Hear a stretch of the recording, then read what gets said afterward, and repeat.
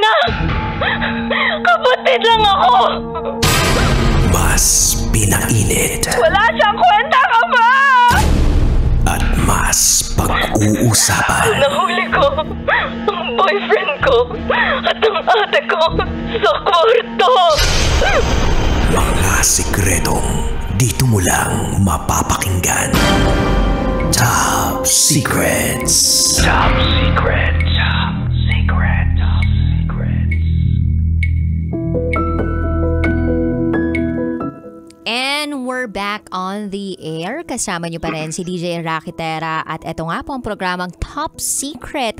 Kasama po natin sa kabilang linya ang ating Top Secret share na si June from Cavite. June, hello! Hello po. Hello. Ayan, buti naman hindi ka bumitaw. Siya lang kasi yung bumitaw. Ay, ikaw pala yun. Ganun nga. June, napag-isip-isip mo na ba kung ano yung mensaheng gusto mong sabihin sa iyong mother-in-law muna? Sana makita niyo yung mga ginawa ko nung maayos pa. Kasi talaga nung lahat ng problemang pinagdaanan yun, nandun talaga ako. Either directly na tumutulong, andun ako, directly or indirectly, andun ako sa harap or sa likod man ng problema. Andun ako. Sana hindi yung nagulat ako kasi yung tagal namin. Tapos biglang ganyan yung mga salita. Parang nakalimutan. So sana hindi nila nakalimutan yung mga nagawa ko before sila nagsalita sana. Kasi wala nang maayos na yun. Damage na eh.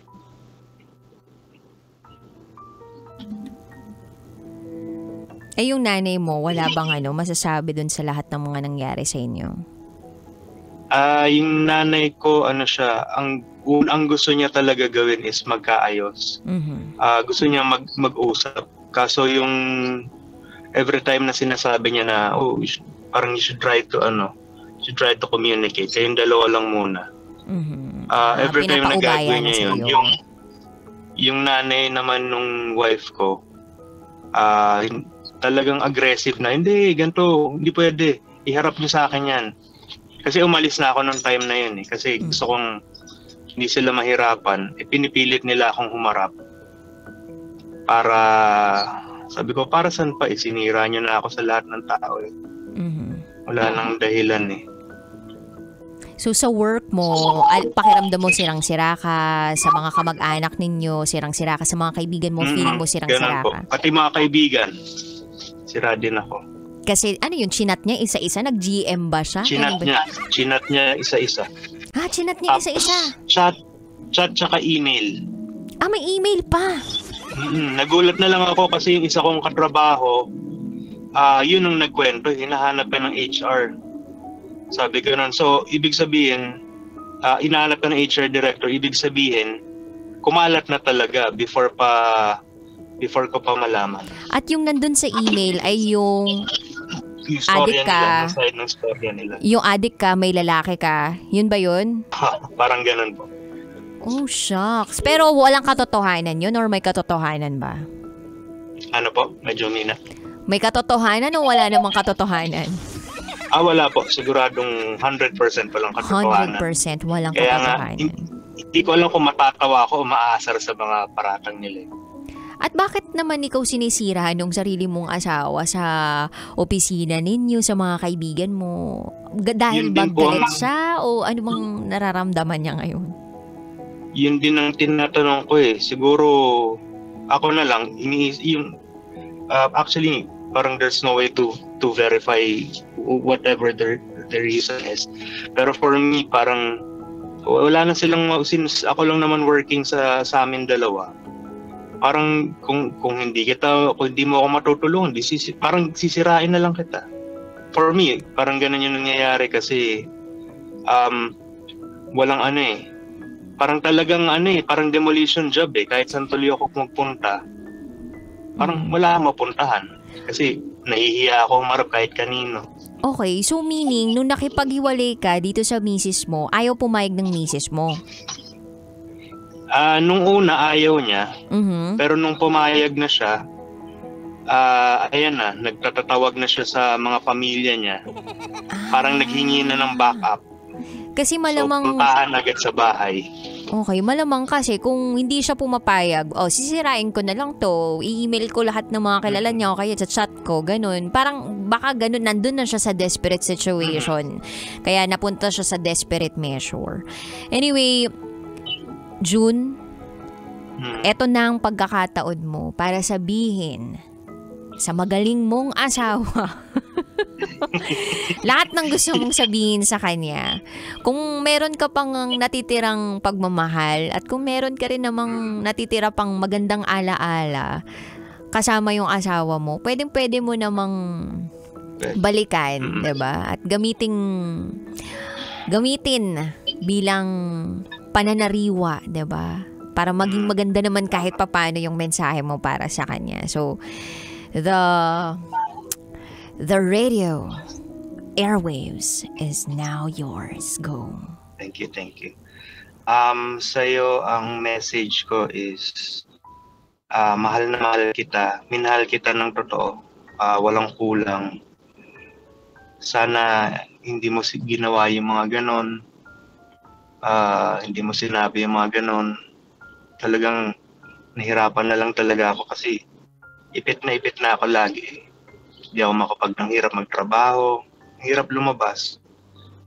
Imposible naman kasi na hindi ka magkaroon ng kaibigan, lalo pag araw-araw mo kasama sa trabaho. Wala akong masamang ginawa. Lahat ng kabutihan ginawa ko. Wala akong masamang ginawa sa iyo. Wala akong masamang ginawa sa ibang tao. Lahat ng pagmamahal ibinigay ko sa iyo. Kahit ako lang yung nagtatrabaho, kahit hirap na hirap ako sa trabaho ko, pagod na pagod, hindi mo ako narinigan na magreklamo. Dahil lahat yun iniisip ko dahil mahal kita. Hindi ko iniisip din na kakulangan ang hindi natin pagkakaroon ng anak. Dahil tulad nga ng sabi ko, meron man o wala, hindi magbabagong pagmamahal ko sa'yo. Yun lang sana ang umabot lang kasi sa ganito talaga. Sana dumating yung time na mag-usap tayo, makapag-usap tayo ng maayos, yung walang init ng ulo. Kasi hindi man tayo maging magkasama, hindi naman natin kailangan maging magkaaway. At andun pa rin naman yung hindi mo maalis yung history natin dalawa. Kasi matagal nga tayo. So, siguro dapat na lang, hindi na lang magkaaway, tama na yung mga paninira. Kasi babalik din sa atin lahat yan. Tsaka sana mahanap mo yung yung pagmamahal na binigay ko sa'yo. Kasi parang hirap hanapin sa'yo ngayon kasi sa mga sinasabi mo. Ayun lang, pero tandaan mo na minahal talaga kita ng 100%, unconditionally. I love you unconditionally. And I gave everything that I have, more than what I have. Yeah. Hello, June? Kahit pa paano ba, gumaan ba yung bigat na nararamdaman mo ngayon? Ang laking bagay. Kasi, yun nga yung sabi ko, wala akong side na mapuntahan kasi naunahan na ako . Mm-hmm. So, ang laking bagay na itong nung nangyari ngayon. Mm-hmm. At least nakapag-unload ka ng heavy load mo. Ayan. Tsaka naniniwala naman ako na kapag malinis ang intention mo at malinis, pure ang heart mo, 'di ba? Or hindi naman sobrang linis, 'di ba? Baka pag sobrang linis naman, mamatay ka ng maaga. Wag naman ganoon, 'di ba? Pero pag yung puso mo busilak, 'di ba? Maganda yung intention mo sa tao, tsaka naging mabuti ka sa tao. Naniniwala ako na yung balik sa nito mas grabe pa. Tsaka naniniwala din ako na hindi mo kailangan mag-explain sa mga taong kilala ka at mahal ka ng tunay. Yan.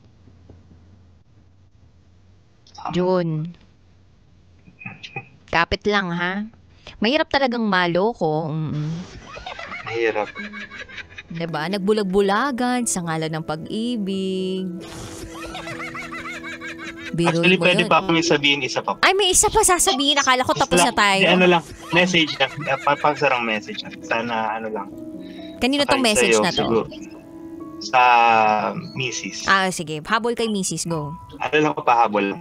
Ano lang, sana yung matuto ka rin na kasi in the future, for sure naman, makakahanap ka rin ng iba. Kasi maganda ka, mabait ka rin naman. Kaso na-influensyan ka lang. Pero sana matuto ka na magmahal ng equal. Para kasi yung sa future mong makikilala, hindi rin maging katulad na nangyari sa atin. So yun. Yun lang. Yun. Sana ay matuto na sa lahat ng mga pagkakamali o sa lahat ng mga nangyari sa inyo. Sana maging worth it yung sakit, no? Na naramdaman mo ngayon at naramdaman ninyong dalawa para maging okay yung susunod man. Diba? Kung kayo man o yung susunod pa na mamahalin. Well, di naman natin talaga masabi. Ang mahalaga ngayon is yung mga sarili ninyo, alam mo yun, mahilom.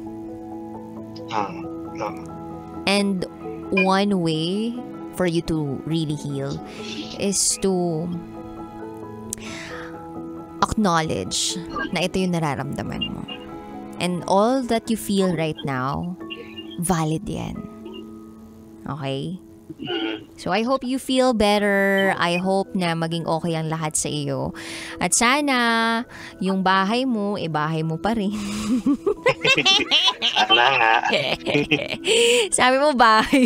Bahay mo tapos bigla okay, ako na lang aalis sa bahay ko. Oo, gano'n nga. Andun sila kasi, silang mag-ina. Umalis na ba? Umalis na ba? Umalis na yata. Umalis na yata. Ayun. Anyway, maraming salamat, June from Cavite. Salamat, Ayan. Jay. Salamat. Thank you. Good night sa'yo. At sa mga kabisyo nating nakikinig ngayon o nanonood ngayon, maraming salamat kasi hindi nyo ako iniwan ngayong gabing ito. Pa 12 midnight na naman. Tayo na naman magsasara ng stasyon. Diba? Pero ang sarap sa pakiramdam na kahit napupuyat po ako, no? Pagaan tayo ng nararamdaman ng bigat ng tao. Yung pinagdaanan ni June, mahirap yung ganun. Buhay mag-asawa, buhay may asawa, tapos biglang susulpot yung nanay.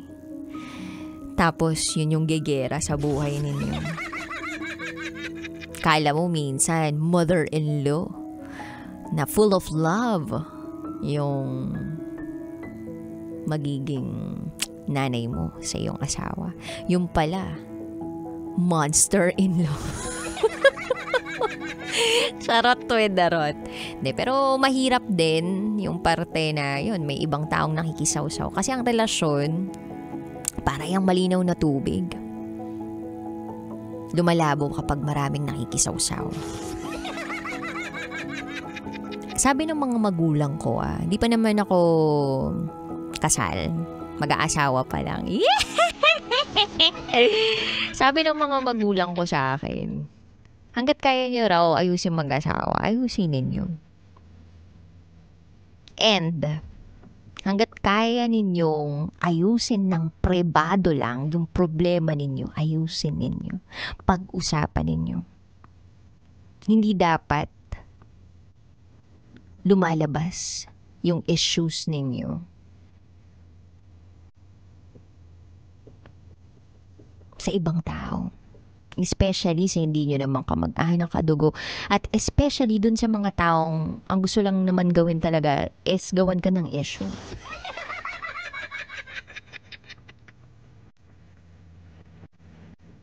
You correct in private. You celebrate in public.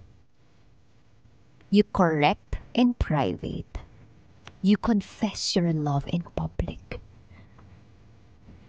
Kasi ang partnership o ang pakikipagrelasyon ay hindi naman po isang kompetisyon na dapat siya mas maraming sahod, mas may trabaho, dapat siya nasa bahay lang, o dapat ako ang nagbabawal, o dapat siya ang tratuhin ako na parang prinsesa. Hindi po siya ganun. Hindi dapat magbigay ng kung ano mang role. At kung meron mang role na ibibigay, is yun lang yung maging lover ng bawat isa.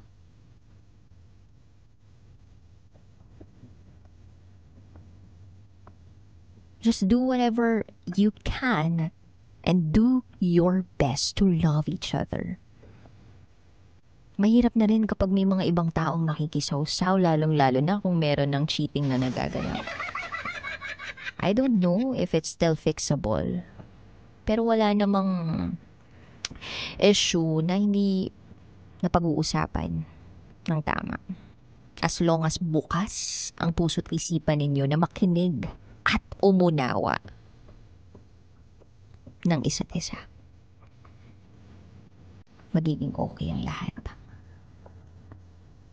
Sa mga kabisyo po natin out there na gusto ring mag-share ng kanilang top secret, huwag po kayong mawala ng pag-asa. Bukas, pwede nating pagaanin ang nararamdaman mo. Basta tumawag ka lang sa akin sa aking Viber number 0917-814-9718. I-save mo na yan para sa programang Top Secret. Nakapiling po ninyo ang inyong Basa Princess, ang tagapagsiwalat ng inyong pinakatatagong sikreto. Your secrets are safe with me.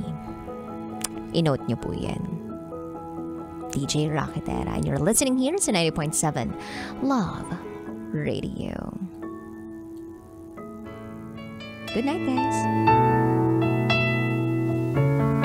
Kailangan pa bang i-memorize yan? Love Radio. Basic!